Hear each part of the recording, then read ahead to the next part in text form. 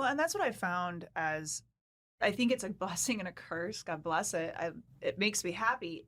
But you get a ton of other business ideas and business opportunities come and other things come. And I'm just not wired to do the same thing for 40 years. That's just not how I am. And I love to try new things. I love to say I went all in. Either it was a success but I did it. And my goal is always, if I'm on my deathbed, that's how I make, there's been things that I've done, like doing the large event I did for 3 years.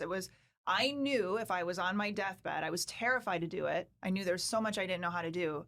But I knew if I looked back at that moment and said, you could have stepped forward and done this, or you didn't, I would regret forever not doing it. So that's like my barometer. Like if I'm on my deathbed and I look back at this moment, will I have regret? And if I know I will, I have to do it.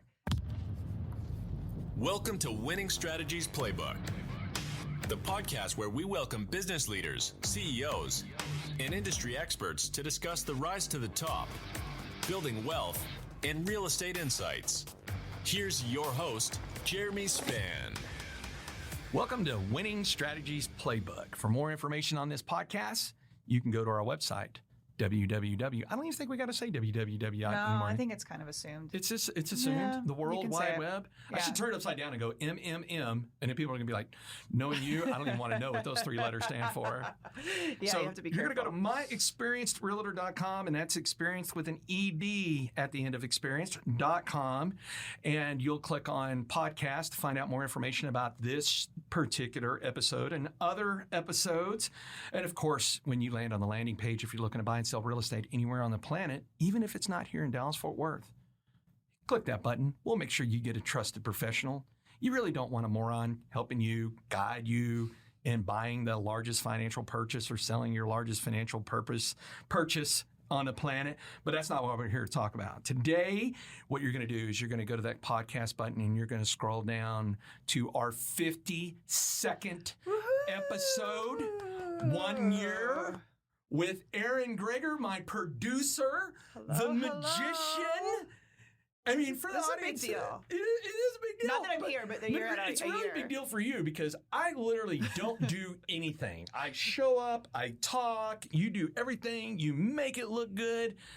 But Erin, after doing this for 52 episodes, what do we got to start with? A joke. That's what I told you before I have been waiting with bated breath for this joke. So no pressure. But I figured you, out of everybody, would appreciate this one. So this is a quick shout out to Dan Verbowski of Leon Signs in Tyler, Texas, who I talk to every Wednesday. And he said, I am so sick of my ears ringing of your horrible jokes. He's giving me new jokes. So you ready for this one today? I'm ready. Okay. Yes, please. All right. Okay. What kind of concert costs 45 cents? I don't know. A 50-cent concert featuring Nickelback. That's pretty good. I was like, that's actually really, he's loaded me up. So we're going to see. So if the show actually starts to gain an enormous audience overnight, we can thank Dan because his jokes are better than my jokes. Yes, he's got a future career. He does. Yeah. So, Erin, you 52 episodes. How have you tolerated me this long? Well, it's been a lot of Sunday texts. Jeremy, I need opening clip, but other than that. And then we tried to fix it by having James do it, and he's just as ADD as a squirrel on methamphetamines as me. And you're like, great, I got two morons that can't give me what I need. It's a simple 60-second clip that we can put as the preview. Yes. Yeah. So, but other than that, no, I mean, you're a great client. You were really great to work with. And what I love about what you've done is you really set out, it wasn't, you joke you're famous and you joke that was your goal, but you really had a bigger picture of it.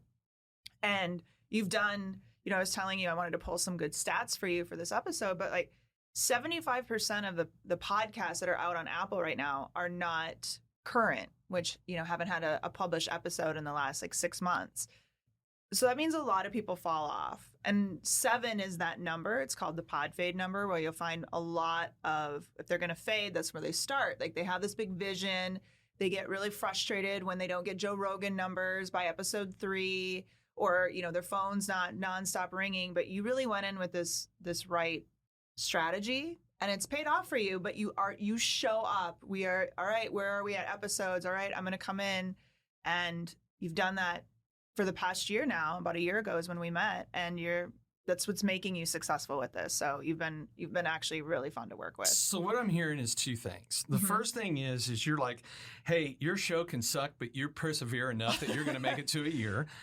And then second, joking aside, is the strategy of this I would love to take credit for, but I can't because of you. So for the audience, and we're going to dive more into this down, but I want to start this episode off by saying what makes Erin's company magical is we just didn't say, hey, let's do it, and then walk in here and do it. You actually spent months of, I don't even know how many Zoom meetings we had of asking me questions, right? You're a great, how would I say this? You're a great question person. Like, you know how to ask questions, right? Yeah. And you were able to take the data from my answers, analyze it, and then at the end of the day is, I remember you told me, you were like, look, here's what your show really is. Right. Your show is to target high performers, intellectuals, business owners, leaders, not couch potatoes who aren't going to get off their ass and come do anything. And I was like, oh my God, yeah, you're absolutely right. And what's really cool about is the audience knows we record in series, right? So we record a number of these at a time.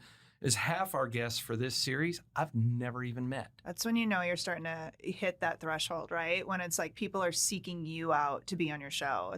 It's special when you get to that point. But you did all the heavy lifting. Yeah. I mean, you really did. You made this the easy button, like at Staples easy button, or it's one of the things I like to joke around and say is my business gets complicated when you complicate it. So my methodology is, hey, do you remember that TV show with Jeff Foxworthy? Are you smarter than a fifth grader? That's the way I want it. And that's what you did. You were like, well, I can make a lot of assumptions. You're Marine, so I know you can't read, write, or spell, or count. So we're just going to hold up flashcards and be like, can you see the picture?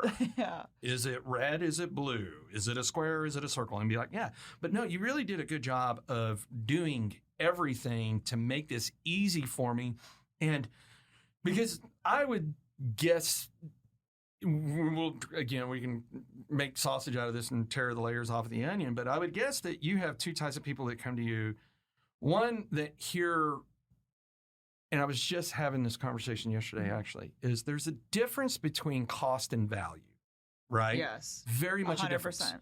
And so when they hear your value, but then they see the cost, you have one of two people, right? You have those that they want to be cheap and go, you know what, I'll just go buy a microphone and do this in my house. 100%. And I'm a podcaster that does that, which is nothing wrong with that. Absolutely. Nothing There's wrong some with that. very, very successful people Great out there place doing to it. start. Yes. Right? Or you've got the people that are like me that go, hey, I recognize value.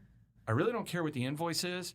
Just make sure you do one thing. Send it to Laura, because if you send it to me, it might be sitting in my inbox for 3 months where you're like, hey, man. And I was like, hey, in my defense, I said send it to Laura. Yeah. Right? Like, I don't even know what the bank account is, right? Like, she doesn't trust me with any of that, nor would I, because, I mean, we would have a dope-ass time in Vegas if I had access to the bank account.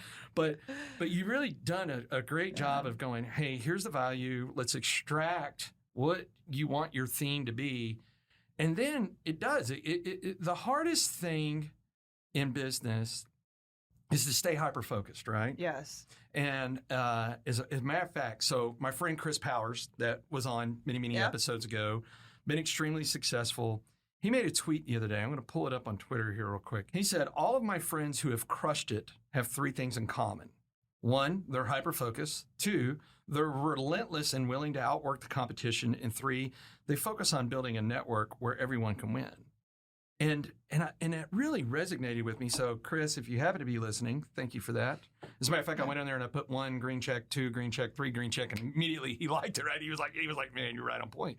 But it's hard to stay because there's so many distractions in this world, right? There's so many different directions you go and be like, well, what if we pivot? And there's nothing wrong with pivoting. Sometimes you need to, but you did such a good job of saying, look, if this is going to be your target audience, then this is who your target guest list needs to be. Yeah. And so now I have all these folks that are like, hey, I want to come on your show, And one of the things I had to institute really quickly is to go, hey, before we agree to do anything, let's set up a 15-minute call to see if we're going to be a fit together. And some have great content, but I'm like, hey, you're not going to be a fit for the show, right? And then some that were like, I'm not sure my content would do it. And be like, okay, run me through your quick story. And be like, oh, no, you're right. You're right on point because high performers touch every aspect of this world, right? From this series, we're going to have a mom who lives in my neighborhood who has coordinated all the rest of the neighborhood to do community things, right? Down to yourself being an entrepreneur who said, hey, I mean, I'm got 80% of the characteristics of somebody being bipolar, so I should absolutely start my own company, right? So let's dive into that. Let's go back to where Erin began. Oh. Where are you from, Erin? I'm a Wisconsin girl. I am a Midwest farmer's daughter. I am, yes. And I'm very, if I would have paid attention enough that you probably told me that 10 times, my joke would have totally started off different. It's okay. But yeah, I mean, at 5 years, I was the youngest, but I was the youngest by about 6 and 7 years is the difference between my brother and sister. And so I was bored. And at 5, I asked my dad for a job because they were working and I was bored. And so I have literally not worked from the age of 5 on. But I learned hard work. And it's interesting, my dad is, some people would call him cheap. Frugal to a fault. But it's paid off for him. I mean, he's a farmer in Wisconsin and millionaire. Like, he's done very well for himself. And with me, it was different. Like, he'd bring me in and talk numbers with me. He'd talk business opportunities with me and tell me why he was going to do something versus not.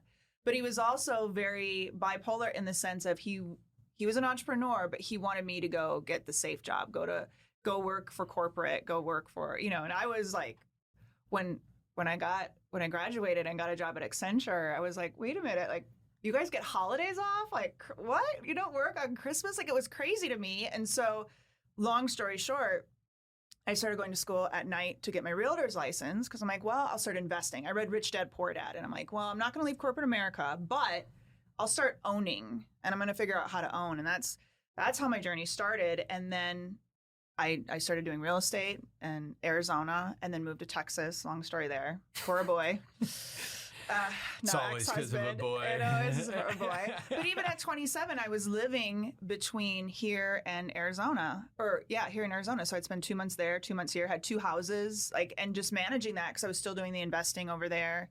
And then what ended up happening was my husband at the time, we were dating, and he was getting a PhD in psychology. And so, yeah, that's a whole other podcast. You're trying to find out what was wrong with him? Yeah, that's a whole other podcast for a whole other time. But anyway, I had moved here, and it was summertime, and he's like, I said, I won't be your sugar mama. If you would have gotten a job prior to me moving here, you need to get a job. Like, I'm not going to fully support you. I know you're in school, but I just can't do that. We weren't married yet either. So he went to Sears, and he went to the mall at Sears. We were living in Frisco, and he came home, and he's like, you can't make me go back there. Like, that is the worst thing in the world. I hate it so much. And so we had, if you knew me, you knew my dog Baxter. My life was Baxter. He was a rescue. And I had this great group of friends in Arizona. He'd go to stay at their house. Their dog would stay at our house. We had this little thing. Well, when I moved here, we didn't have that. And then I had a second dog who was psychotic. Loved her to death, but she was psychotic. And so I'm like, well, what am I going to do with the dogs? And we kind of started researching, and I found the world of pet sitting. And I told Michael, I'm like, well, why don't we for the summer, just get some pet sitting jobs, and we'll start there. Well, I helped him walk flyers to the neighborhood. I was working from home, so I could help him juggle. Long story short, that was not a summer gig, and it blew up. And I literally Googled my whole way through the business. How do I build a website? How do I advertise? Started learning Google ads, started learning this. About a year in, this girl had found us through some advertising I had done, and her name was Erin too. And she's like, I love what you guys are doing. Can I work for you? I'm like, yes, we need help. This is fantastic. Came home, Googled, how do I hire an employee? I mean, it was seriously like that. And by the time we were 4 years in, I had bought out 2 of our competitors. I had 12 full-time employees working for me. We had a pretty good area of the Frisco, Prosper, Plano area there. We were trying to expand throughout DFW and figuring out that. I had another girl who was a client of ours come to us and be like, can I run this for you? You know, I'm an accountant. I just lost my job. I don't want to go back to accounting. I'm like, yes, this is great. And so I slowly learned to build myself out of the business. At first, I was in the middle of it all the time, couldn't not let a customer not touch me some way, somehow. And then what was beautiful, by the time I sold it, 5 years later, I didn't even know half our clients. And that's really where I was like, this is what entrepreneurship is, where I'm not in the day-to-day. I can go away on vacations for 2 to 3 weeks and everything doesn't fall apart. And so that was really where things started. And then I started another business from there. So that always were doing real estate too. And then I ended up doing events. And then that's what led me to podcasting. I had been podcasting since 2013. And we just saw this opportunity of really the tech side, the corporate side. And my business partner and I were doing a actual podcast. And then we started getting approached by people. Hey, could you do ours for us?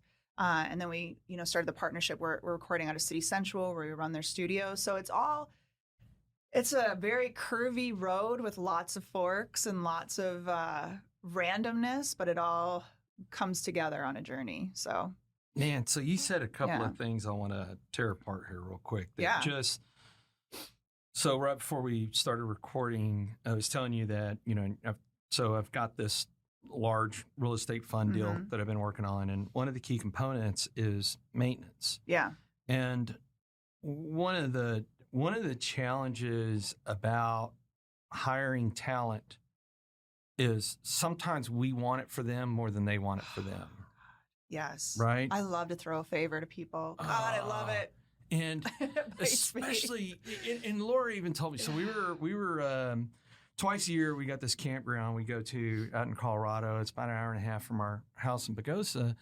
And it's a good place for us to go to recollect, get away from electronics, just kind of decompress a little bit so that way you can open up that bandwidth to start thinking through things. And she says, she goes, your blessing and your curse is, your blessing is you want things for people.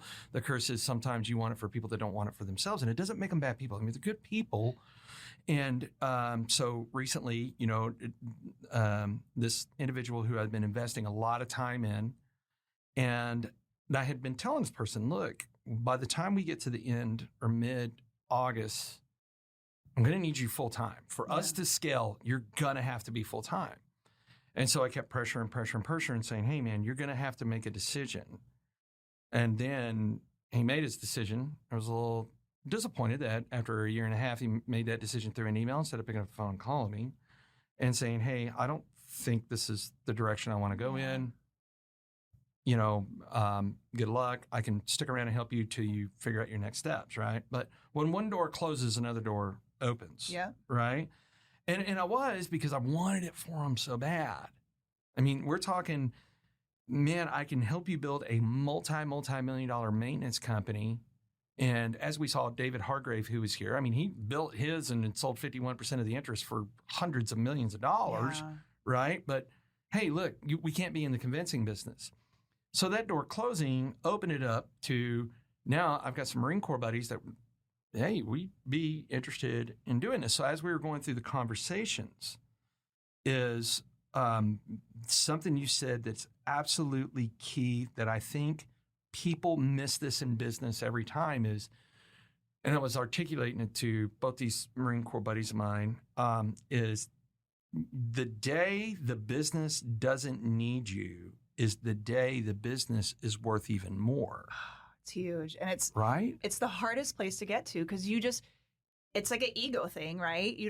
At first you don't want it to run with you want to be needed. Like, and that's what I wanted to feel this, like, I guess you don't want to be invaluable or right. Or you want to have value. You want that, like, where it's needed, but it's that huge release when you realize, like, I don't want to be in the day-to-day. I don't want to be needed that badly. I want to hire the right people that can run with this and go on. Like, I just hired this one girl to help me, and I gave her a direction oh my God, she came back with something I could never have come up with, right? It was like, I just said, go here. And she's like, okay, well, I went here and I have this whole system of how I'm finding people for you and da da da da. I'm like, and that to me is like that beautiful time where you're like, I don't have to micromanage you. You are doing better than I could have done had I tried to micromanage you into this type of deal. And you've got to let go of your ego, though. That's, for me, that was the biggest thing. Like, it is, right? It is huge because we are our own worst enemy. Business gets complicated when we complicate it, right? 100%. And like when I was explaining these Marine Corps buddies of mine is I said, look, here's the stages of this business. The first 6 months, you're swinging a hammer. At the 6-month mark, you hire your first person. At the 12-month mark, you should have hired enough people. You're no longer touching the hammer. You're now a GM. Right. Because you don't have enough people to call yourself a CEO. Yeah. Then you grow the business over the next 12 months where now you elevate from being a GM to the president of the company. And then 12 months later, you hire someone to be the president for you while you clip a coupon. And then at some point you go, hey, time to sell, time for me to go. I don't really have to do anything, and I can go utilize this capital to either retire or go do something else or whichever. And I said that's really the stages that you want to, because there's something that is very much a relief in it, right? So like when I started Cowtown Warriors in 2013, we had a lot of help from Metroplex Marines over in Dallas. And I was watching these, retired Marines, colonels, good humans that just wanted to help out other vets. But the organization revolved around them, right? Yeah. So what happens if you get hit by a truck or you decide you don't want to do anything anymore? The organization stops. So I'd watched them and they were just being put through so much, right? That I thought, no, the goal is that by year 3, I'm no longer the president of the organization I started. And then by year 5, I am making my transition out of the organization needing me. And then sure enough, by, I think it was like year 6 or 7, I was completely out. I was off the board and everything else. And people would ask me like, man, don't you love it? And I was like, man, I do love it. That's the reason I want to do it, because I want it to survive without ever needing me. That actually the biggest honor I could ever get is if somebody said, hey, how could we honor you? Is be like, hey, if Cowtown Warriors is blowing it out the doors, doing incredible, helping vets, and it's created a playbook that is replicated in other major cities. And someone goes, how did this all get started? And someone goes, oh, Jeremy Spann. And the response is, who's that? That is what would give me a warm and fuzzy, because it means I actually got to build something that no longer needs me. It's kind of like this, is we want our kids to need us. And Maggie, I love you. I love you. Margaret Elizabeth, I love you so much. But at a certain point, we're like, I love you, but I want you to not need me anymore. I want you to be able to survive. So recently, Maggie went through, as you and I talked, some transitions of sophomore year in college in Fort Collins. And then it was like, okay, well, if you're not going to go to school, you need to get a job. So she got a job, didn't really like the job. But now she's managed to pay rent 3 months in a row without us asking or needing our help. That's a huge milestone. Yeah. And then so she called me last night. She was her first day. She had just gotten a job working at Walmart, which I was like, hey, I'm happy for you. Yeah. If you're excited to work at Walmart, it's great. And she was like, wow, the difference between the other company I work for and Walmart is Walmart's a lot more organized. There's systems, there's practices. The other one's kind of flying by the seat of their pants. Whereas at Walmart, managers are on training programs. The other one, it was like, hey, you can fog a mirror and you showed up today. You're the manager. And there's a lot more consistency and continuity to it, is seeing her growth and hearing her talk about it. And I was like, man, that's great. And she's like, yeah, I made $100 today. And I was like, what? I was like, how much you make in an hour? And she goes, $17 an hour. And I was like, that's more an hour than I made when I started as a police officer back in 1997. Yeah. Like, what? Like, that's like $3 or $4 an hour more than what I was making. Yeah. But good for her. But it is that fly from the nest, because then it just frees up for you either to focus on scaling something or to go, yeah, I'm ready to let it go and go start something else. Well, and that's what I found as, I think it's a blessing and a curse. God bless it. It makes me happy. But you get a ton of other business ideas and business opportunities come and other things come. And I'm just not wired to do the same thing for 40 years. That's just not how I am. And I love to try new things. I love to say I went all in. Either it was a success but I did it. And my goal is always, if I'm on my deathbed, that's how I make, there's been things that I've done, like doing the large event I did for 3 years. I knew if I was on my deathbed, I was terrified to do it. I knew there's so much I didn't know how to do, but I knew if I looked back at that moment and said, you could have stepped forward and done this, or you didn't, I would regret forever not doing it. So that's like my barometer. Like if I'm on my deathbed and I look back at this moment, will I have regret? And if I know I will, I have to do it.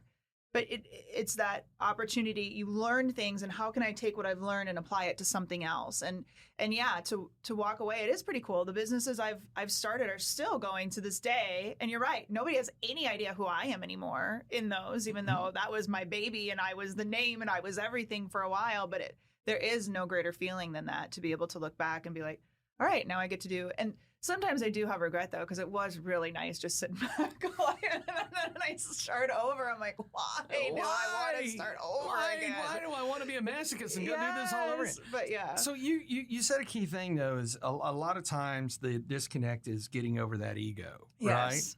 So let's dive into that one. So what happened in your evolving that said, hey, if this thing's going to be successful, I need to release my ego out of this to go do that? Like, was there a defining moment? Was there multiple moments, or what kind of led you to that? I think it was time, just time from a perspective of, I didn't want to have to be running all over. Like, I wanted to be able to hand those reins off. I was getting exhausted, right? And so it was like, I need to be able to hand this off where I don't have to be there. And hiring competent people, I think, is really important. Like, I knew, I could tell you stories of real estate. I had a house out in Arizona where I was I had such freaking incompetent realtors dealing with the sale of his house. And I'm like, I have to fly out to Arizona just to I'm a control freak, and I get really frustrated with people who are not competent. Like, oh my God, it drives me insane. But when you've got those people in place that can do your job better than you, like Gage in the back, like, I have got to stay the heck out of the tech. Like, I don't know what I'm doing. I will make his job worse by trying to meddle, right? And that was when I realized that with Renee was her name, who was trying to run it's like, I'm meddling and I'm going to make this worse by being a part of it. And I need some time, to focus on other things of running the business and doing stuff, because I'm really exhausted and I don't need to be at every client meeting. I don't need to be at every employee meeting. I don't need to be there. She's perfectly capable of doing that, but she was very competent. And when you hire those right competent people, I think it is easier to let go of the reins. Yeah, so it was interesting. So a Marine Corps buddy of mine was up seeing me, and we were talking through all this, because I was like, look, man, if you want to go and do this, I just need an answer by Saturday. Yeah. And you'll blow the doors off of it. And I got another Marine Corps buddy of mine that was like, hey, if he says no, I'm in, right? Yeah. And actually if both of them came together, it'd be great, because they both know each other, both have one's strengths is the other one's weaknesses, and the other one's strengths is the other one's weaknesses. Very much designed like Laura and I. And what I was explaining to him is, I said, look, he was like, man, you're slaying it in real estate. And he was like, man, you've been number one in Sotheby's, 3 years in a row, probably coming on a 4th year in a row. And you've got this investment strategy. And he's like, man, you're just great at what you do. And I was like, actually, I'm only good at 10% of it. Yeah. And so Chris was like, what? What do you mean you're only good at 10% of it? And I says, no, I mean, look, 90% of this, I can do it. Yeah. I'm not great at it. But the 10% I am good at, I am scary good at. I know how to look and financially analyze assets. Yeah. I know how to drive business. I know how to demonstrate value that creates avenues where investors are like, wow, so you not only said it, you went and proved it. Here's the bank statements that validate what you've done. That's what I'm good at. Yeah. So when people come to me and they're just like, hey, so I want you to sell my house. I want you to help me buy a house. I want you to help me do both. And I go, cool, here's our process. We're going to do a culture index. So we see how to communicate with you better. Yeah. We're going to put you on a Zoom so you can meet the team that's going to serve you. It's like, oh, I thought you were going to show me that. Oh, you really don't. You really don't want me to, because you really want Michelle or James, because guess what? They see things in houses that I don't care about. Yeah. And it's not that I don't care because you care about it. It's just that that's not my strength, right? Where they see it and they're just like, hey, here's some things that might be important. Kind of like the paperwork side, the administrative side of it. Like, and by the way, Michelle loves to go show houses, right? Yeah. She loves seeing that excitement in people. For me, I'm like, hey, so we're on we're going to our drive fourth. over there. You sure you don't want one of the first three we saw? Like, hey, I got things to go do. Yeah. And then here's Lynn, who absolutely thrives and loves doing the transaction side of it, right? Mm-hmm. Like, she actually likes it. She geeks out on it. And I'm like, I don't even know where the documents are. And Laura, being the machine that she is great at compliance and saying, hey, have we done this? Have we, what are all these things? And so the 90% that I can do, but I'm not great at, I've hired people that are not only great at it, but they enjoy it. Yeah. Which leaves me to turn the 10% that I'm scary good at into a superpower. Yep. Right. Agreed. And then that allows me to just keep going forward and keep going forward. And so I was explaining that to my buddy Chris, as I said, look, I want you to think about this, is in 2020, I turned down over $4 million worth of production, which a lot of people go, oh my God, I can't believe you did that. And I was like, that's because you don't even do $4 million in production a year. I turned it down. They're like, oh, think of the money you would have made. I'm like, well, I did do 40 million in production. And by the way, I did half of that from my house in Colorado. That's crazy. Right? That's awesome. That's the proof. Yeah. Half of that volume up there because I can be more focused when I'm up there. I don't have everybody chipping at me, pulling away. So I'm explaining this to Chris. It's because one of Chris's objections to whether or not he'll consider this starting this business with me was, well, just the proximity of where it's located. And I said, if you're doing this right, in 12 to 18, 24 months tops, you can be wherever you want to do this. Build a company that does not need you. Yeah. And then you can focus on scaling it. And by the way, that's when your company becomes worth more. Yeah. But so many people, they just don't. Yeah. Yeah, they just don't see that in front of them, right? I think another key, though, too, like you mentioned, is, and I've really made this a philosophy in the first company, was not all money is good money. And I love that you do that client index and say, we're not good, because I think you really build a great culture. And I was very, and I'll say the girls, all the girls in my first, they were all women. I was very protective of them. And it was like I was mama bear, but we have this trust. Like, I will protect you. I need to trust you, right? And once that trust is broken, they had to go. But because of that, there were clients that we bring up that I'm like, this is a bad situation, or they're not respecting you as a sitter. I remember one woman said, well, I don't want her. She's trash. And I'm like, she's not, no, sorry, we're not going to take your money. But because of that, I created an environment that they really loved the clients they worked for and that they enjoyed, and they knew I had their back. And we've had a couple clients even here in the where I will never make you happy. Like, I could move mountains for you and you would find something wrong with the way I moved them or whatever. And I will not put the people that work for this company through that nightmare of working with you. And I don't want your money. It's not worth it to me. It's not worth the sleepless nights we're going to have or dealing with your crazy, it's just not worth it to me. And by doing that, though, I think it's been really important. And I know I think what makes you really successful too, is you are totally fine with saying, I don't want that sale. It could be millions and you'd be like, it's not worth it. I heard a funny one, and I don't know where I heard it. Maybe it was on the radio. Maybe I was listening to another podcast. Maybe it was one of my guests. I don't remember, but it said, just some people, you could give them a pot of gold and they still complain that it's too heavy to carry. 100%. Yes. And that's why, with our process is really to help disqualify someone that's not going to be a fit for us. Yeah. Right? Yeah. Because I don't want them beating up my team. Now, do we have a few that slide through, still make it through? Absolutely. We've had some this past summer. The ones you wouldn't expect to be the biggest, largest pains in our ass of oh my gosh, you require so much maintenance that you could have your full-time maintenance team that still not keep you happy. And you're just like, man, I can't control your happiness, right? No, it's a beating. What I can do is I can control our process. I can control what the value.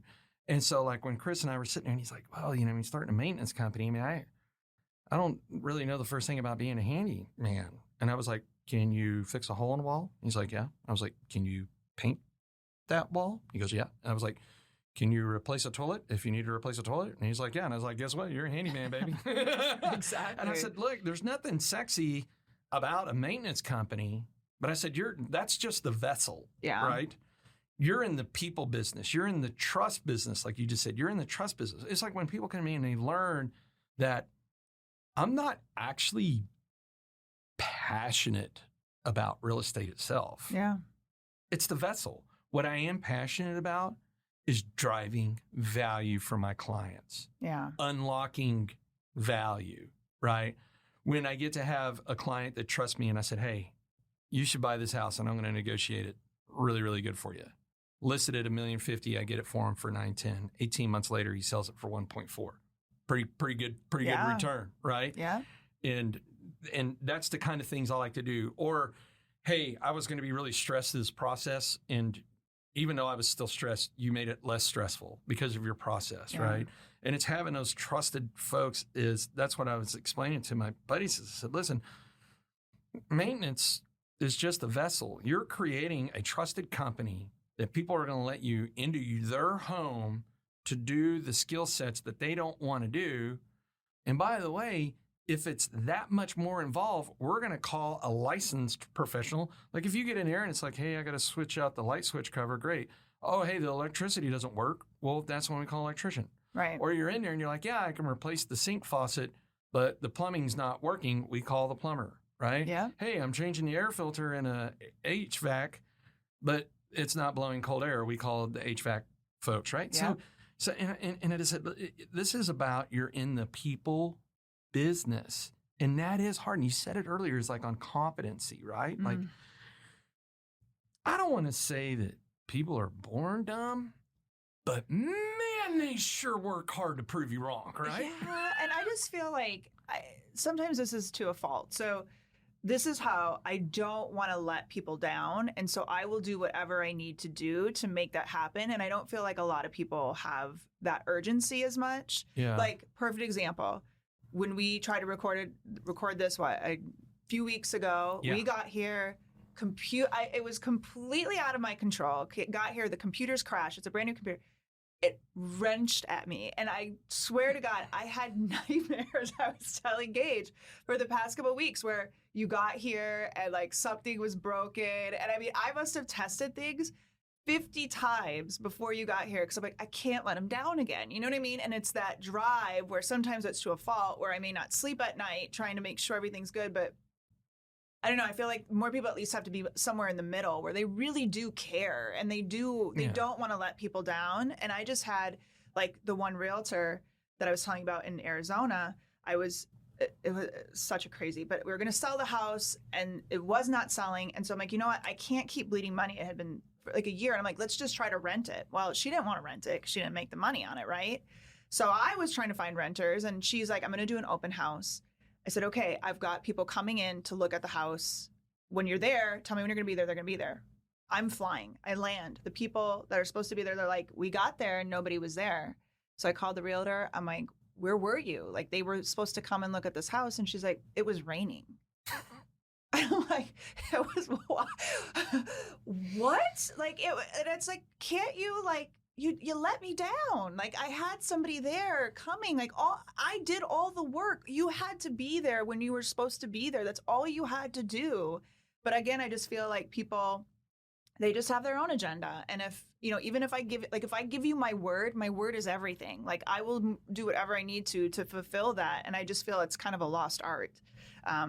Something better comes along, they'll go do it. Doesn't matter about their word. And like I said, I probably take it to an extreme. However, it breaks my heart that so many people are like, well, yeah, I know it's my word, but I got to do something else. Or there's just not a drive to fulfill an agreement. You know what I mean? There's a saying, and actually a friend of mine, Troy Kunkel, says that I am the king of one-liners, right? Yeah, I would agree with that. And one of my sayings is, you can't change stripes on a tiger. And then I had one smartass one time go, oh, yeah, well, you could dye their hair. And I'd be like, yeah, and you would die in the process because they would maul you unless you trained them. Yeah, exactly. Right? But when somebody has shown consistency and continuity to who they are, that agent not showing up because it was raining, I guarantee that wasn't the first time an excuse like that, right? Right. Whereas it's a matter of perspective. So like going back to a month ago, we were going to record a couple of episodes and you were mortified that the system wasn't working. But here was my perspective. Hey, wait a minute. Erin's done an incredible job. She's never let me down. She kills it every single time. And this is something that's outside of our control. Technology, these little devices, iPhones and all that, guess what? There's a thing called shit happens. Yeah. And when it does, that's the way I was like. I was like, hey, I get it. Like, I'll make the phone calls. I'll start canceling the folks that are coming and apologize. Said, man, I'll get you in here on the next set that we do. But I was like, Erin didn't show up and it didn't happen out of negligence. It happened because sometimes shit happens. Yeah. And I was like, okay, but she kills it every other time. Right. I get it. But cool with there's that, so many people that would just, the cheese would slide off the cracker. They would lose it. And I'm like, why are you losing it? Right. I mean, look, things happen. You've never had anything go wrong in your life? Exactly. I mean, I'll give you a prime example is, so you and I are high A people, right? Yeah. And which really gets in the way of our know better sometimes. Yeah. So moving the house, Laura's still cracking up at this. This was, this is Sunday, I think. And I was filling the hummingbird feeders, right? So you boil water, you put sugar in it, you fill them, and we like the hummbirds, right? You know, it's cool. We got all the wildlife up there, the bears, the everything. And so the one on the front patio was just an inch too high for my 6 foot long body to reach, where making sense would have been like, hey, I need to go get a step stool and I can hang this up. But instead, I'm like, I can make it. And I'm trying to get it on the hook, right? Yeah. And I'm spilling sugar water all over me, which means I'm sticky. I got to go take another shower. And I'm tired. I'm frustrated. And let me tell you, there was a lot of 4-letter adjective words that were pouring out of my mouth. Laura comes in and she's like, what the hell is going on? I was like, I can't get this damn hummingbird feeder on there. And she's like, well, hey, knuckle nuts, why don't you just go down and get a step stool, literally 30 feet from you, and step on it. But it was just that driving. I don't know why I felt I could do it. But it was funny is Laura, she starts laughing. I'm like, what's so funny? And she goes, because that's who you are. Yeah. You believe that you can do something until finally either sheer exhaustion or you die doing it, jumps in. And she goes, I'm laughing not because of how dumb this looks right now. She goes, that's just how you are. You're going to make things happen no matter what. And she goes, it's both your blessing. Yeah. And a curse. Yeah. And so what are some blessings and curses of you being an entrepreneur? Let's open that kimono. So this would go, and I'll steal your I'll steal your thunder a little bit just because I know your freaking show. But it's like even that 21-year-old self question, what you would bring, and the curse to it. So the blessing is I can do anything. Like, honest to God, I truly believe you give me, and sometimes it's a curse because I'm like, God, why aren't these people doing this? Like, you can figure it out and I will make stuff happen. It's a blessing from that perspective. It's a curse though, because to your point, I am so obsessed with that end result, and I am so obsessed with making that happen that when people would tell me, like, enjoy the process, I'd want to punch them in the face. I'm like, F you. I'm exhausted. I'm tired. I'm supposed to enjoy this? Like, that's ridiculous. How? Exactly. But the problem was I'd get to that end result and I'd be able to check off the mark, but that wasn't satisfying. It was just like, okay, on to the next thing. Like I've accomplished so many goals in my life, but I was so focused on the end goal that I didn't enjoy the process. I was so focused on controlling that thing to happen that it like when I did the Entrepreneur Summit, it was this event I was going to bring to people together, help them grow their business. It was just like a passion project. Second year, I had Robert Herjavec of Shark Tank. Like I called his people. I'm like, and people were like, oh my God. Like it was just this great moment, but it was so stressful up until that point. And I did enjoy it, but looking back on it, I'm like, wow, like I never looked back to be like, holy crap, like you built that, Erin, like feel that, enjoy that. You know what I mean? It was just like, okay, I'm really tired. Like I'm really exhausted from making this happen.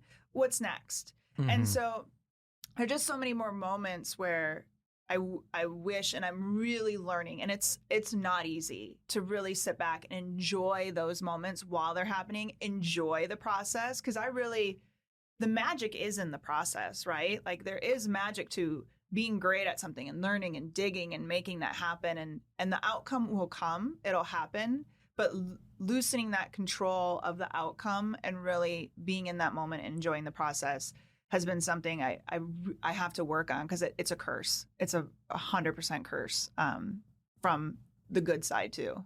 Yeah. No, and it's the grind. I think folks like yourself and myself, it's not the process, it's the grind that we're attracted to, right? So I hosted a retreat for my EO Forum, Entrepreneurs Organization Forum, where we were having a retreat a couple of weeks ago at my house up in Colorado. And the 21 days leading up to that, because things have been firing off on all engines on this fund deal, I had 60 hours sleep in a period of 21 days. Right? Not a lot of sleep. Yeah, no. Right? I'm doing the math quick, but no. Yeah, not a lot. And I was exhausted. And Laura's looking at me going, hey, this is not normal human activity, to the point of, so we were going to our campground site last Thursday, and I decided on Wednesday that we were going to write 20 contracts. And I'm pushing the team hard, because that's what I do, is I push, right? Because to me, it's the grind, right? Yeah. It's the grinding it out. And then my wife I've only ever seen her cry 5 times in our entire marriage. Wow. And that day was one of them. And she just goes, you're not human.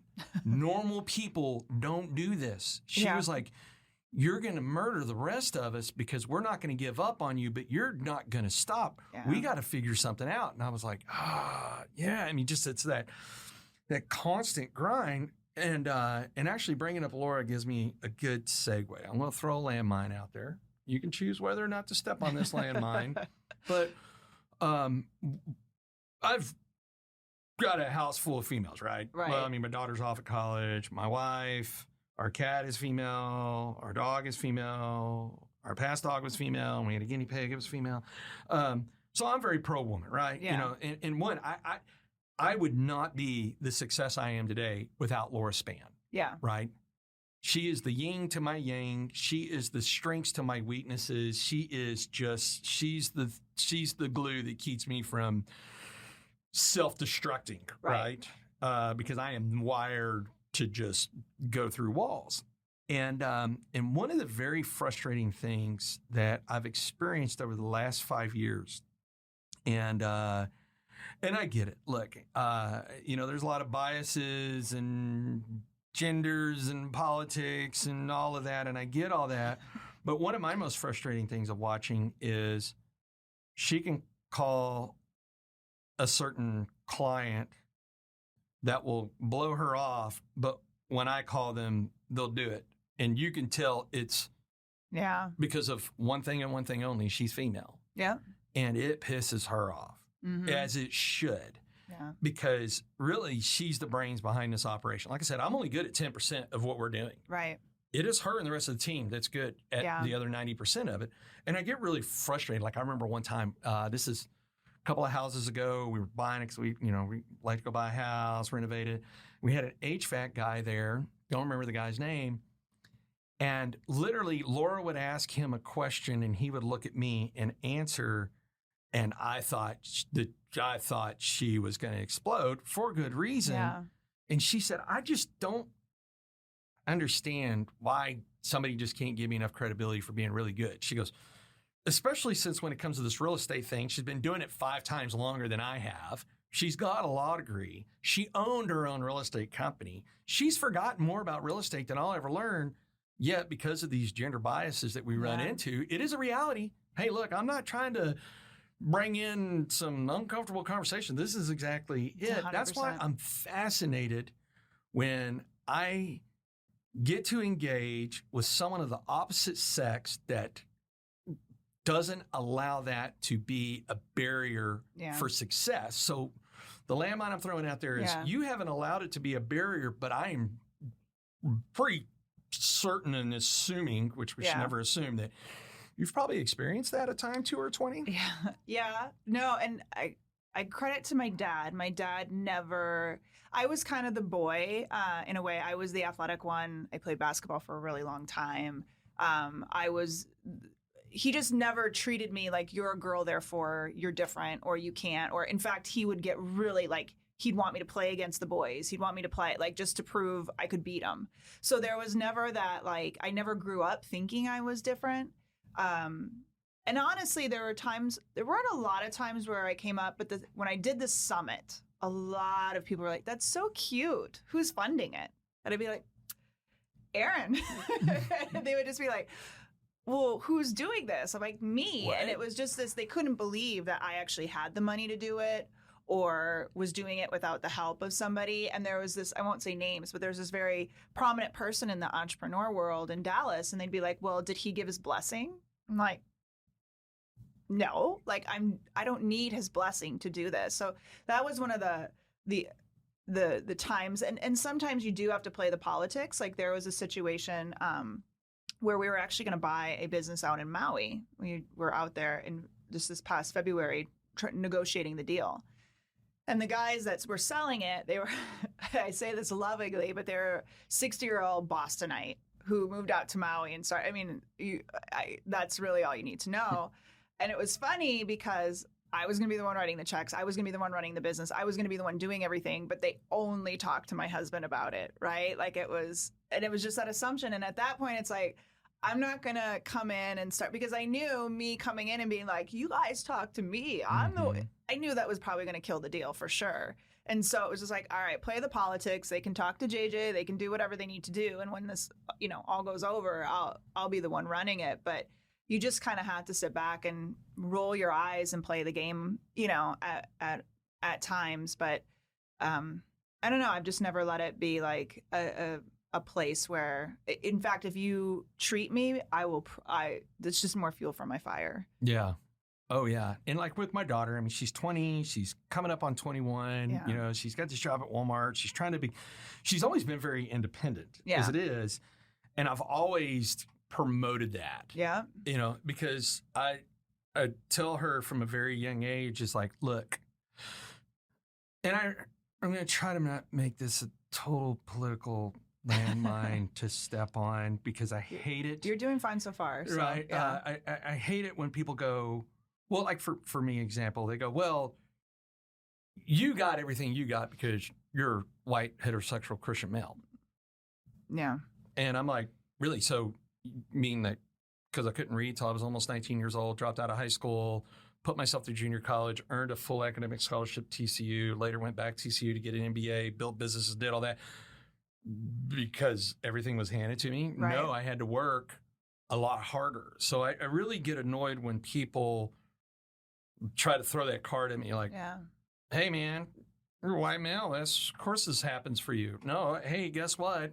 Worked really, really hard. But you do have to acknowledge when there are challenges that I've not had to deal with. So, for example, with my daughter, I've said, look, there are going to be people that are going to discount you because you're not male, right? And I said, but don't let that be your crutch. Right. Don't, look, if you believe what someone's opinion is of you, that's your fault. Yeah. Right? Right. they're going to do it. You don't have to accept it. Right. As you've heard on many of my episodes, the biggest liar in the room is the one in the mirror, but the person in the mirror is the only person that can tell you can't do something. Does it mean that you might have to work harder? Does it mean you might have to overcome some other challenges? Guess what? Dropping out of high school and not knowing how to read doesn't exactly make for an easy path in life, No. right? Right. So it's like, look, you're going to have challenges. Everybody's going to have challenges regardless of your gender, your color, the religious beliefs or whatever else. There's always going to be some sort of barrier that's in front of you because of whatever reason or not. You've just got to choose, am I going to let that barrier exist, or am I going to go right through the center of that thing and show people something different? Right. And so watching Maggie evolve into that, right? Yeah. Like she's got a new boyfriend now, which I was so excited for, mainly because her last boyfriend wasn't a bad human, but he was just someone I really wanted to choke out. But to hear her go, wow, you know, difference between boyfriend A and boyfriend B is boyfriend A tried to control me. Boyfriend A tried to tell me what I could or couldn't do. And she's pretty much running the show with boyfriend B, right? But she got that confidence because she got beat up enough. And I don't mean like physical abuse, mental abuse. I mean, the kid wasn't abusive towards her. But she had had enough where she was like, you know what? I'm not going to do, hey, look, this is who I am, right? Yeah. And this is what I'm going to go do. And she made that decision. But more importantly is she made that decision for her. As much as I wanted to make it for her, I knew I couldn't. That's the hard part about being a parent. I mean, you've got 2 kids, right? 2, yes. How old now? Boy and girl, 8 and 9. 8 and 9. Now, girl's oldest, right? Boy's oldest. Boy's is oldest. And that's hard because you want to do it for them, but you realize, it's kind of like it says out of the Bible, right? Teach someone give someone a fish, you'll feed them for a day. Teach them how to fish, they'll feed themselves forever, right? Yeah.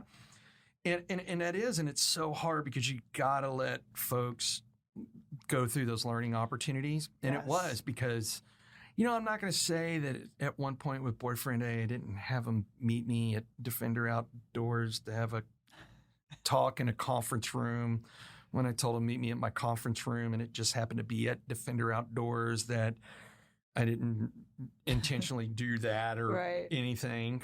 Yes, I did. And I enjoyed every second of it. When he started crying is when that's probably when Laura accused me of not having any empathy, that I should have felt bad. And that's when I realized I had no empathy whatsoever. I was like, that little son of a bitch is crying. Hell yeah. But point being is, no matter who you are, no matter what gender you are, what color you are, what sexual orientation, political party, whatever, you're going to have barriers. Because guess what? Not everybody is in your fan club base. Right? It's kind of like this. I can't for the life of me process why somebody would ever want to run for president. Because the second you get elected, it is automatic that half the country hates you. Yes. Right? And so it's just like, why would you want to go do that? Because the reality is not everybody's in your fan club, right? Right. And you have to just sit there and decide, hey, wait a minute, am I going to let other people tell me what I can and can't do? Like, I would not be where I'm at today if I believed the realities of other people's perception of me. Yeah. Right? When they told me, oh, well, you're a dumbass for trying that, or that can't be done, or what are you thinking? That's the dumbest thing I've ever heard. Until one of my favorite quotes, another one-liner comes out is, hey, hustle till haters ask if you're hiring. Then their tune changes. Yeah. Right? Or this is my favorite. Man, you're slaying it in real estate. I'm going to come do exactly what you do. And I'm like, really? Game on. I would like, knock yourself out. Do you like getting up at 4 o'clock in the morning? Do you like working till 8 o'clock at night? Do you like working 7 days a week? Yeah. Do you like making the grind? Do you like dealing with all these things that come with it? Do you really want to do it? And one of my favorite, man, if this guy can't motivate you, then there is something inherently wrong with you, is this guy used to be one of the strongest human beings on the planet, C.T. Fletcher. I don't know him. I'll play you. It's his his 5-minute clip is completely inappropriate for this show, which it's got to be. That's got to be really bad. It's got to be really bad if I say it's inappropriate for the show. But he just sits there and says, look, there's only one first place. Right. There's only one pedestal, and that top spot is mine. Yeah. Right? You can fight over second and third and over the scraps, but this top spot is mine. Right. Right? You want to I wish, blow out birthday candles on a cake, throw a dime in a wishing well? No, that is not how it works. You get up, you look at yourself in the mirror, and you go, okay, time to tell the truth. Yeah. What are my barriers? What am I in control of? What am I not in control of that I'm going to have to figure out a strategy to excel past it? And the reason I say this is your business of how you do this in the podcast world just absolutely demonstrates. I get goosebumps thinking about it, of how you learned what my barriers were. Right. And you didn't learn it by making assumptions. You learned it by asking me a bunch of questions. And you didn't steer me, right? Right. I mean, you weren't here to tell me you were just gathering. And then you said, hey, I've gathered, I've analyzed. This is what I came up with. What do you think? And I was sitting there, I was in awe when you had told me that. I was up at my house in Pagosa. Remember, I was sitting out on the patio. And I was totally doing that. That was totally dick move, right? With the mountains in the background. Like, let's talk about all this, right? But when you said that, I was like, Erin, I've been wanting to do a podcast for 2 years. And I had no idea that this is what I'm going to go do. Yeah. That is your superpower. So what do you contribute to giving you that magical power to draw that out? I mean, look, it's not hard to get me talking, right? Right. But you do that with everybody. I love to listen. I love learning about people, and I love to listen. And I think just really understanding I kind of lack empathy in a lot of ways too, but I have a lot of empathy for the business owner and understanding you're about to spend some big money here. What are the things that we absolutely have to understand that this is going to be successful for you? So I don't want you coming in here and spending money and you're X amount of episodes in and just really disappointed in the process. But in order to be able to do that, we have to understand how this all ties together. What is your big picture plan? And so digging into those details to understand that and help put it together.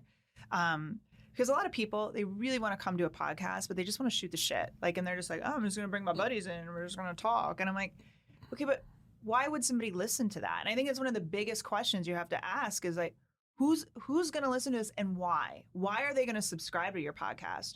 Why are they going to want to listen every week?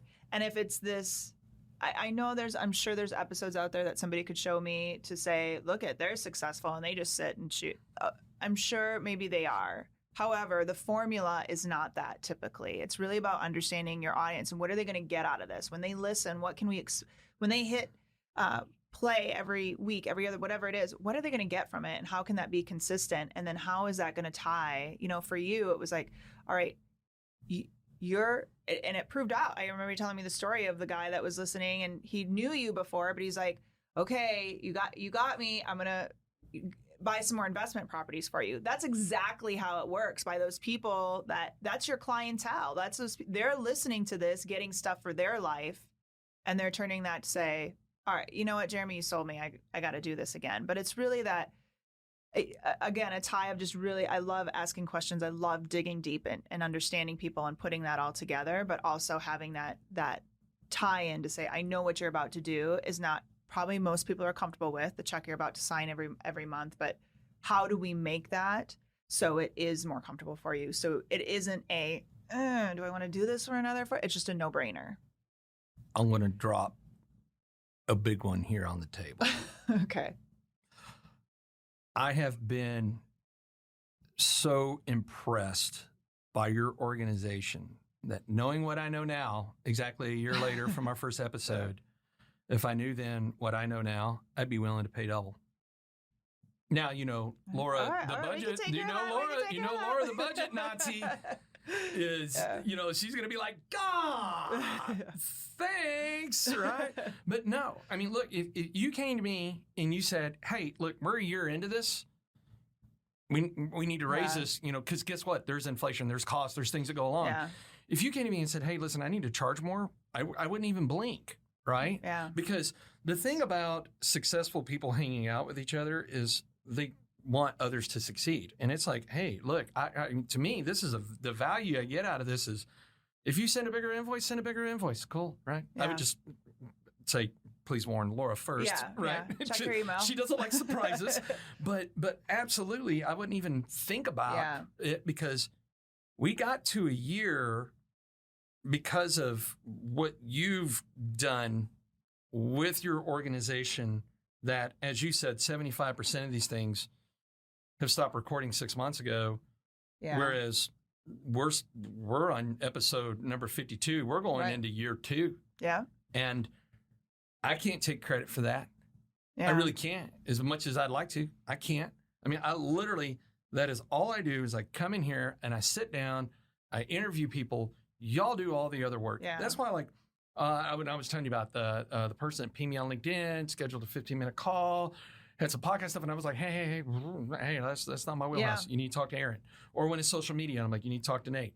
Or when it's something of the 90% in the real estate stuff, I'm like, you need to talk to Laura or Lynn or James or Michelle or whoever, because I want to only have trusted relationships that I've surrounded myself with that, hey, by the way, that's your talent. That's what you're good at, right? I'm not here to haggle over what things cost. Just tell me what the bill is. I'll pay it. Right. And so, like, even, going back to this maintenance company I was sitting there explaining to this Marine Corps buddy of mine, and I was like, look, the way this works is you send me an invoice and I pay it. Mm-hmm. I was like, now, naturally, you need to learn how to price things correctly. Right. You don't charge $5 for something that's $1, right? I get profit and all that, but I said, it's yours to lose, right? And people that become short-sighted of like, hey, maybe I could just push a little more to get mine to kind of screw the system a little bit. I'm like, yeah, absolutely. People can do that all the time. But the thing is, as soon as I'm aware of it, you're out. Yeah. Boom. You're gone. And I'm like, so trust is something that is a two-way street where you look at someone and go, it's yours to lose. Right. Right. As long as you do, like, my oldest friend, and I really want to get him in here, and it would be a hilarious episode. Friends since second grade. We enlisted in the Marines together, Ricky Salas, and he does all the landscaping for all these properties that we've been acquisitioning. And it was funny because, like, he would go, hey, how do I? And I was like, just send me the invoice, dude. Just send me the invoice. I'll pay it. Right. As a matter of fact, if I question you on an invoice, I'm not questioning the cost. I'm questioning it to go, hey, is this an OPEX or a CAPEX thing? Right. Because I'm looking to categorize it. Mm-hmm. There's a big difference between cutting the lawn every week and then all of a sudden going, hey, we're going to completely take out a bunch of trees. Right. Okay. Well, I just need to know what category does that fall in, because the accountants like that a lot better whenever it's been categorized correctly. Yeah. And they really hate fixing my errors, which are already busy enough doing that. And so that's one of the great things that I've really admired about you. And I really do. I admire you for having that ability to take something and go, this is what I do. Yeah. And this is the team I've built around me. And like, even when AJ moved on, because it was time for AJ to move. Yeah, AJ was ready for his next venture, but you could see the struggle in him. He did not want to go. Yeah. Like, and I'll never forget, on that last day we were recording, he's like, man, it's the last day I get to do this. He was taking personal enjoyment in his last time to get to do this, because it's kind of like what I tell Marines all the time, is that at some point, whether through your decision or the Marine Corps' decision, you're going to put that uniform on one last time. Yeah. Enjoy that last time you put on it. Yeah. Right? And that's what AJ did. So it was both bittersweet for him, because he got to just really own his last day here. But you could just see this almost like a soul getting extracted from him, as he didn't want to go. But sometimes we have to do what's best for us. Kind of like, with this maintenance thing going on. Like, I'm not mad at my guy for leaving. if it's not a fit, it's not a fit. Yeah. I'm not here to be in the convincing business. But man, you know what? Is you go do what's good for you. Right. You know, the old analogy of, hey, when you're on an airplane, I know because I just got off one like 3 hours ago, is when they go, hey, when the oxygen masks come down, take care of yourself first and then help everybody else, because you can't help anybody else if you can't breathe. So I think we get so sidetracked with people confusing what it is to be selfish so you can be unselfish. Right. Tell me what you think about that. I would 100% agree. And, I think motherhood is the kind of the perfect example of that. Like, I struggle with it all the time. My kids are 8 and 9. I partial homeschool them. And as much as I'd love to tell you that I would love to be at home and have that more time, me taking care of me is really important because that makes me a better mom. It really does. Like, me having a purpose in life, me having that. And I think I really think it's important. You have to understand what those things are, because if you're spent, if you're exhausted, and I've done that where I've just burned myself out to a crisp running, I can't be there for anyone else. Like, I literally will go into hiding sometimes, and that's not serving anybody either, where I'm hiding in a hole for a month just because I'm trying to replenish what I just depleted from myself. So you do have to find that balance. And I think, understanding there may be times that you are in Fort Worth all day and they have to, go with their dad, and that's okay. But they see me working and I feel like I don't know. I feel, hopefully, we'll see. I say I have a therapy fund too. Like, I don't have this right. Let's be honest. I know I'm going to screw up, but it's also that they see mommy working and they see mom doing certain things, and they see I do things, outside of just being there for them too. But that's my mask. I have to have that. See, that's yet another thing when I really get impressed by, how do I say this without sounding completely wrong, is professional women. I'm not saying women are not professional. Right. It's not it, but women that have taken on professional roles, because, hey, guess what? At the end of the day, I love my daughter. My wife loves our daughter. Yeah. But the difference is she carried our daughter for 9.5 months, where I did not. Right. Right. There's just certain things in nature that occur that, as guys, we cannot fully comprehend. Yeah. Right. And I'm not saying that to annoy anybody. It's just that's the reality of the truth. And then when you have the nature of being a mom and choosing to be an entrepreneur and build multiple businesses, I can only imagine the internal struggle that goes on. And I can say this because I see it with Laura, right? Of, man, it's that balance. But one of the things Laura and I learned was we had to be selfish in order to be unselfish, which, because you'll have people go, well, your kids come first, not your spouse. And I'm like, no. Guess what? Sooner or later, the kids leave. And then is that when you learn who the other person is? Exactly. And how many times we see that happen? You're like, y'all have been married for 20 years. You got divorced right after the kids left. Yeah. Because they didn't take time to be selfish with each other. And Laura and I have been really good on that. And it's not because of my driving it. Right. She does not let me off the hook. She still tells me, you're still dating me, Spann. Yeah. And I'm like, woo me. Okay. And sometimes I'm good at it and many a times I'm not. But she's really good at saying, hey, listen, we got to learn to be able to take care of ourselves and then take care of each other. And then because of that, we can take care of our family. Yeah. Right. And I don't care if anybody agrees, disagrees, or whatever. I think if anybody after the 52nd episode now that we're on has learned that your opinion really doesn't matter to me. I really don't care, or else I wouldn't still be doing this and putting things out for public consumption. Yeah. But that is, I do get fascinated when I watch people that go, okay, I've got to learn to be selfish in order to be unselfish. And then when you become unselfish, it's easier to be unselfish. Right. Right? Right. You can give more.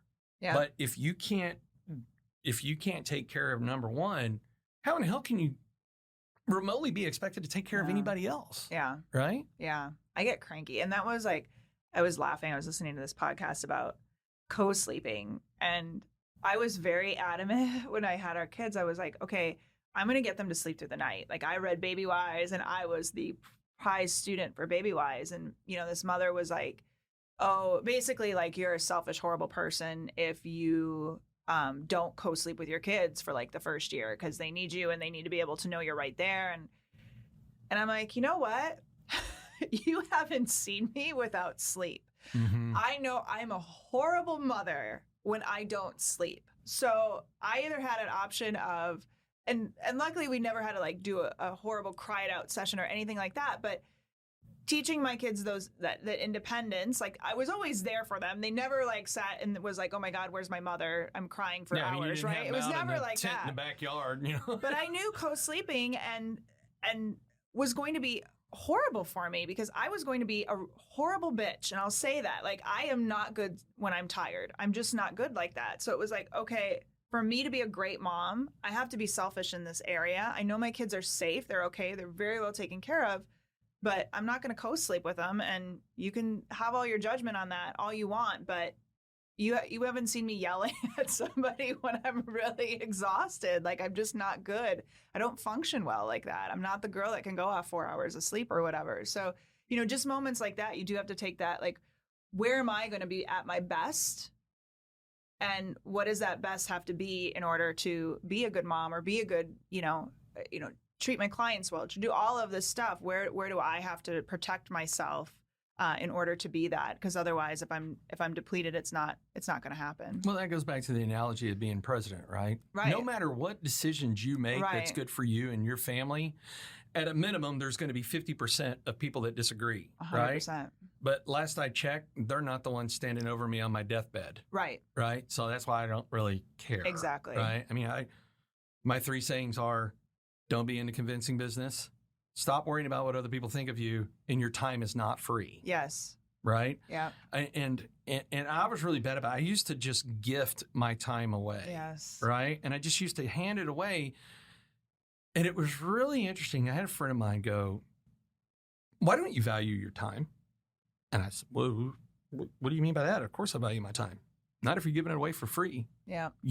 How can you expect other people to respect your time when you don't even respect it yourself? Yeah. Because you're just giving it away. And these are the different pieces of business that I've learned over the last couple of years that really start to hone in and go, you know what? You're right, because you can't take on every client. No. You can't take on every deal. You can't take on every human being to be your friend.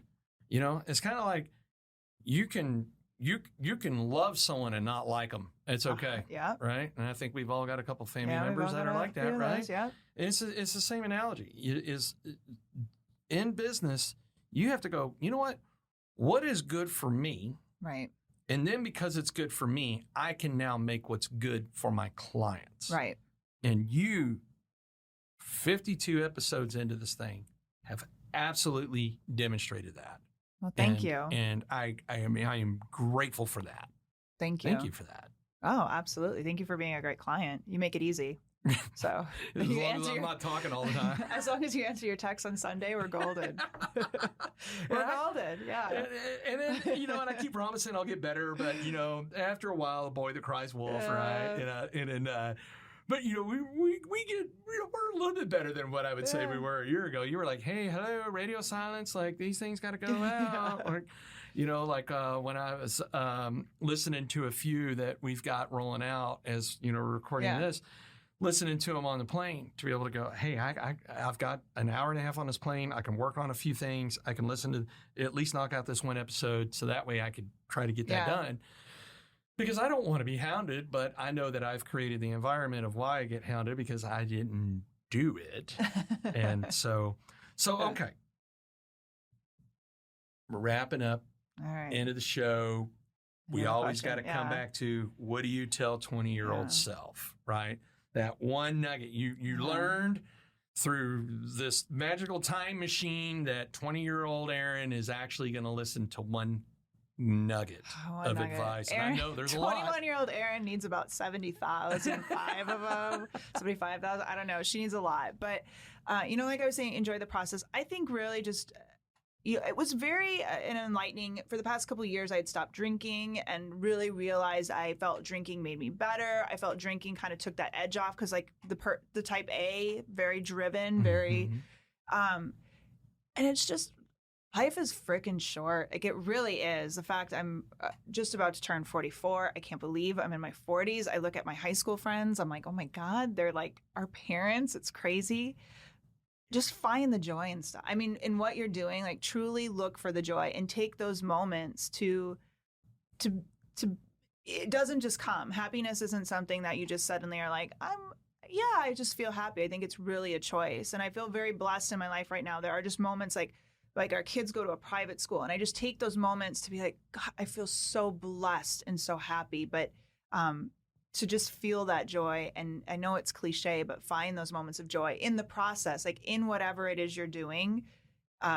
Don't wait for either the orange dots or those checkbox moments to feel, because I've hit financial goals, I've hit business goals, I've hit personal goals. And there's never one ever that I hit where I was like, now I feel I've made it, or now I feel like I'm a better human being, or now I feel I'm validated. Never, ever in all of those. And so it's like, find that joy and be that person along the way. I just think it's really, really important.